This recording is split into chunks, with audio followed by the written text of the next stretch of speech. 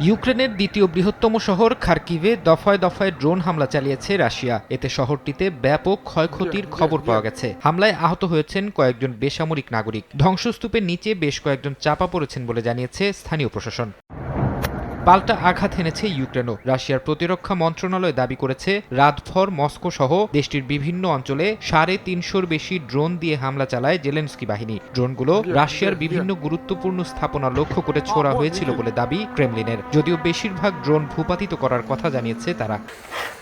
যুদ্ধের ময়দানে পাল্টাপাল্টি হামলার পাশাপাশি কূটনীতির টেবিলে চলছে সংঘাত বন্ধের আলোচনা। রুশ প্রেসিডেন্ট ভ্লাদিমির পুতিনের মুখপাত্র দিমিত্রি পেসকভ জানিয়েছেন, শান্তি প্রতিষ্ঠায় যুক্তরাষ্ট্রের যে কোনো প্রচেষ্টাকে তারা স্বাগত জানায়। পেসকভের মতে, প্রতিটি সংলাপই একটি কার্যকর সমাধানের দিকে এগিয়ে যাওয়ার এক-একটি ধাপ। তবে এই ফর্মুলায় অবশ্যই রাশিয়ার স্বার্থের প্রতিফলন থাকতে হবে বলে সাফ জানিয়ে দিয়েছেন তিনি।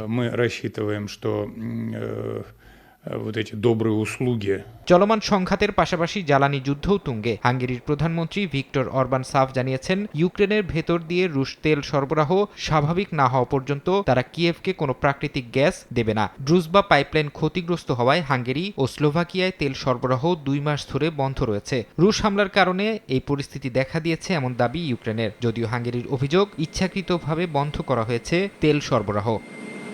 ফারহাদ চৌধুরী, সময় সংবাদ।